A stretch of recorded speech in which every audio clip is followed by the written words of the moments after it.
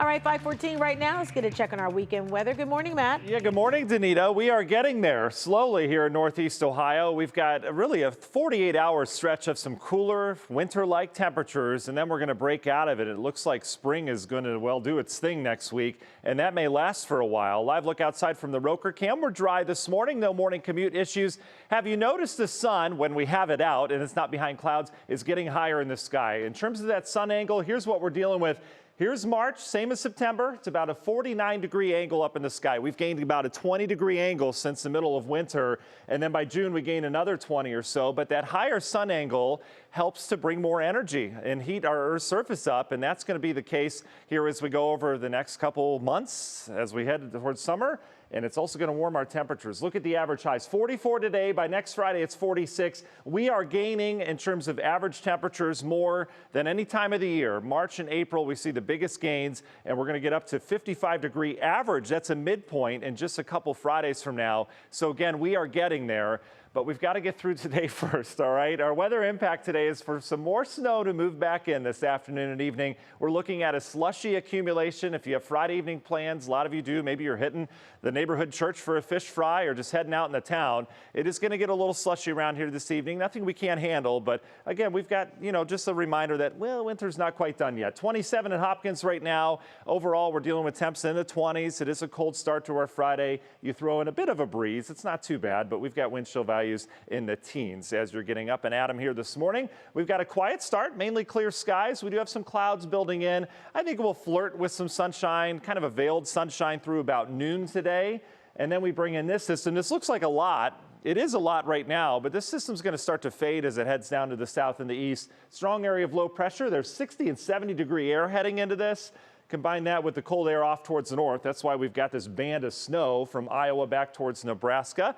That will spread into our area, but watch out. It doesn't fall apart, but it's really not too big of a system. It kind of slides through, and then it's out of here later on this evening. So let's walk you through kind of what that means for your forecast with your National and Zymart hour-by-hour forecast here. Clouds and sunshine will mix through about noon. Temperatures get up into the low 40s today. I've bumped our temps up a couple degrees.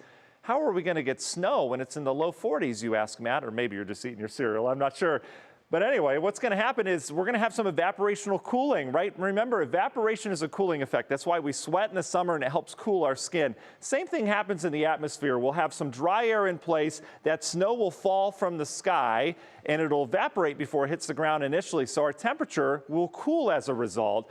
And that should bring our temperatures down into the 30s by the time the snow starts later this afternoon. Here's your drive home. We've got some snowflakes flying around. Temps still above freezing, though. Roads will be fine with this. But then once the sun sets and once the temps drop a little bit, again, it could get slushy around here this evening. If you're out driving, even some of the treated roads might get a little slushy with that snow. It's out of here by midnight, and then we're just dealing with a cold day tomorrow. We'll start in the 20s. Sunshine will break out after some morning clouds. High temperatures only up in the mid-30s tomorrow. How much snow? This isn't a lot, but again, the timing with your Friday evening plans isn't great. Maybe a slushy inch or so at best. A lot of us half an inch or less. Weekend, boy, two different days, right? 30s and cold on Saturday. Sunday, we start the warming trend. I've got us up near 50 with sunshine. That's going to feel really nice. And don't forget your clocks, let them automatically switch forward. You don't usually have to do the work. But we go from 6:52 sunrise to 7:47, so we have darker mornings, but then we gain that in the evenings with 7:30 sunset starting on Sunday. Temperatures, I mentioned that warm-up this time here with that sun angle. Look at next week, 60s. I bumped Monday up to 60, by the way. I think we'll overachieve on these temperatures. It just looks fantastic next week. And we've taken rain out of the forecast. Remember, if you've joined me earlier this week, we had a front that was going to go through on Thursday. This front now looks to kind of wash out down to the south. I mean, look at this thing. It's not much.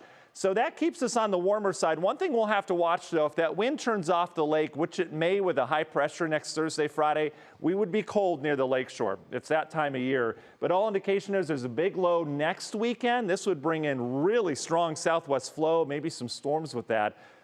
But that also warms us up. Look at the temperatures. Union Hill Mortgage 10-day forecast. I've got us in the 60s with slightly cooler air moving in Thursday, Friday. We'll have to watch the lakeshore communities.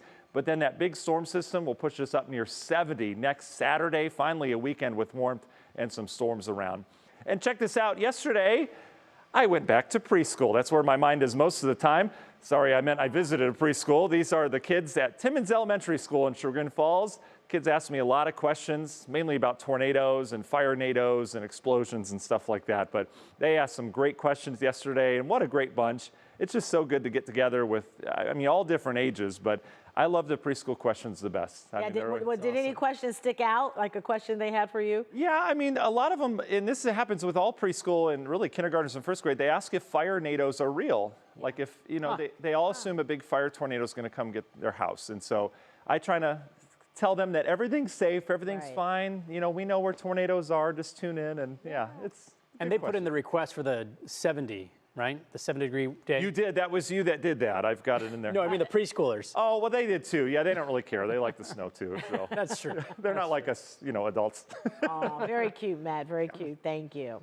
Well, you heard him say it. He just said it. Matt told us about daylight saving time. So we lose an hour and we're going to spring ahead. Yeah, but Cleveland Fire, they tell us that this time of year is the perfect time to check the batteries in your smoke alarms and carbon monoxide detectors because working alarms could make all the difference in an emergency. You change your clocks, check your smoke alarms, because only working alarms will protect your family. And there's a button on it just to test it. So you want to just press the button down until it alerts, and that'll let you know that it's protecting your family. Cleveland Fire recommends replacing smoke and carbon monoxide detectors every 10 years.